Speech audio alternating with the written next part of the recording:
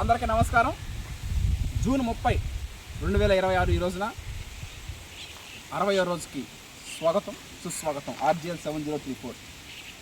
ఈరోజు doctor BV Pattabhiram గారు, పూజ్యులు, పెద్దలు, గౌరవనీయులు, నేను పుస్తకం రాయడానికి స్ఫూర్తి ప్రదాత శ్రీ బివి పట్టాభిరామ్ గారు. ఒక పుస్తక రచయితగా నేను ఎప్పుడూ ఆయన కలవలేదు, కానీ ఆయన అంత్యక్రియల్లో పాల్గొనడం జరిగింది. ఆయన రాసిన పుస్తకాలు చదివి ఆయన్నే కలిసి ఆయనతో మాట్లాడినంత అనుభూతి నేను పొందడం జరిగింది. Tirupati impact video Mohan Babu college చదివే రోజుల్లో ఇంపాక్ట్ రావడం జరిగింది తిరుపతికి. అప్పుడు దూరం నుంచి చూడడమే కానీ ఎప్పుడు కలవల. అంత్యక్రియలో పాల్గొనడం జరిగింది, హైదరాబాద్లో అంత్యక్రియలో పాల్గొనడం జరిగింది. ఏది ఏమైనా ఈరోజు remembering on his death anniversary, ఆయన సంవత్సరకం నేడు. ఒక మనిషి చనిపోయినా కూడా చనిపోయేది ఏంటంటే శరీరానికి మాత్రమే, సోలుకు లేదు. ఆయన రాసిన పుస్తకాలు అట్లాగే ఉంటాయి. అవి నిజమైన మానవ జీవితం ఉన్నంత వరకు ఆ పుస్తకాలు అలా ఉంటాయి. వాళ్ళు చనిపోయినప్పటికి కూడా పుస్తకం రూపంలో బతికే ఉంటారు. ఈ ప్రపంచంలో కళ్ళెదురు కనిపించే నిజమైన దేవతలు పుస్తకాలు అన్నారు మన పెద్దలు. ఈ విధంగా ఈ పుస్తకం నేను రాయడానికి డాక్టర్ బివి పట్టాభిరామ్ గారు స్ఫూర్తి ప్రదాతలు. రెండో పుస్తకం రాద్దామని పెన్ను పేపర్ పెడితే ఏమి రాయాలా అసలు ఏం లేదాడ. అందువల్ల ఇప్పుడు ఒక పుస్తకం రాసినప్పుడు ఏదైనా సరే ఒక కార్యక్రమం ప్రారంభించినప్పుడు అది 10 మందికి ఉపయోగపడితే దానికి ప్రయోజనం. అలా ఉపయోగపడలేని టైంలో అది ఆపేయడం మేలు. రెండో పుస్తకం రాయాలనుకున్నా కానీ రాయడానికి ఏమీ లేదు. మొత్తం మొదటి పుస్తకంలో రాయడం జరిగింది. ఇది 36 పేజీలంటూ కూడుకున్నటువంటి పుస్తకం. ఇది ప్రతిరోజు కూడా 36 రోజులు 36 పేజీలు మనం తెలుసుకోవడం జరగదు. ఇది ఈ విధంగా 5 సంవత్సరాల్లో మనం సాధించిన విషయాలు.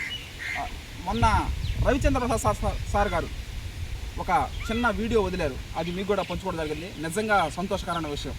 ఈరోజు ఆ ప్రకృతి రత్న అవార్డు కానీ, ఈ ఉత్తమ రైతు అవార్డు కానీ, ఈ విధంగా ఒక పుస్తక రచయిత కానీ, ఒక రైస్ మిల్లర్ కానీ ఇవన్నీ రావడానికి కూడా సారు చాలా సహాయ సహకారాలు అందించారు. అంటే ప్రకృతి వ్యవసాయ విభాగం తరఫున.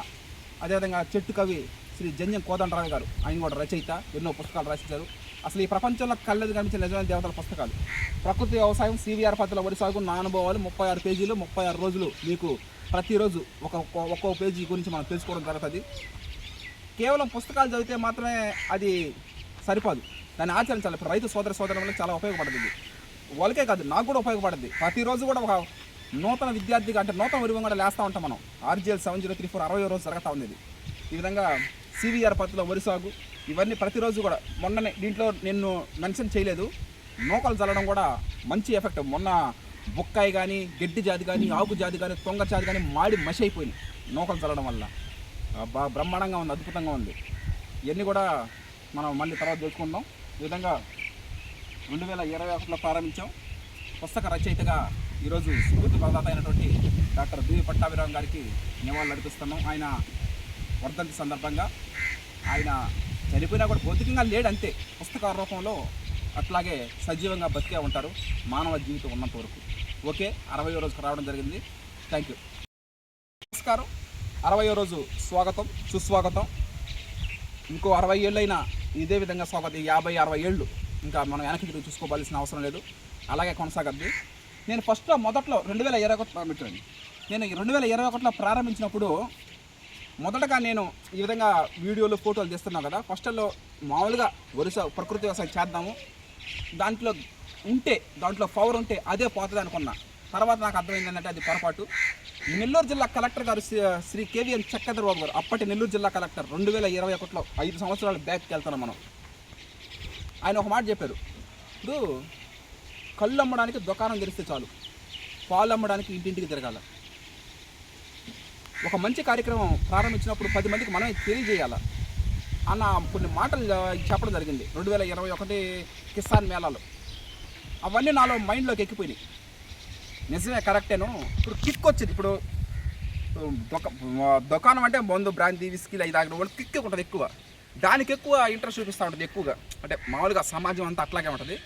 మంచి ఎక్కుడు నిదానంగా పోతుంది, కానీ ఇదే చివరికి బాగుండేది. అది ఏది ఏమైనా సరే ఒక మంచి కార్యక్రమం తలంచినప్పుడు అది బాగా ముందుకు సక్సెస్ అవ్వాలంటే ముందు మనమే నాంది పలకాలి.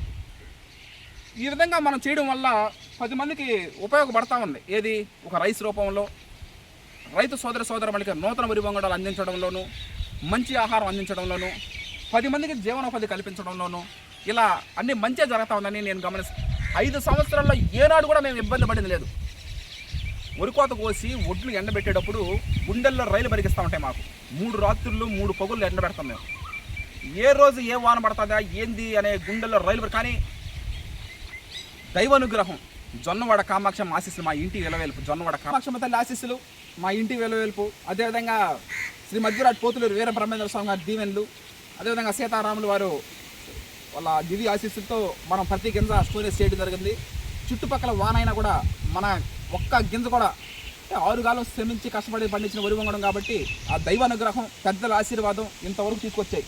ఒక ప్రకృతి రత్న అవార్డు అందుకోవడానికి కానీ కారణం కానీ, ఒక ఉత్తమ రైతు అవార్డు అందుకోవడం కానీ, ఒక రైస్ మిల్లర్గా 365 రోజులు జీవనోపాధి అందించడం కానీ, ఒక పుస్తక రచయితగా పుస్తకం రాయడం కానీ, ఇవన్నీ కూడా టీం మెంబర్స్ సపోర్టు, అదేవిధంగా పెద్దల ఆశీర్వాదం, అదేవిధంగా దైవానుగ్రహం, ఇవే ఈ 5 సంవత్సరాల నుంచి మనకు శ్రీరామ రక్షగా వచ్చాయి. అందరికీ కృతజ్ఞతలు. ఇంకా చాలామంది మన వీడియోస్, ఫొటోస్ అవన్నీ కూడా క్లియర్ కట్గా మీకు పంపించడం జరుగుతుంది. Thank you.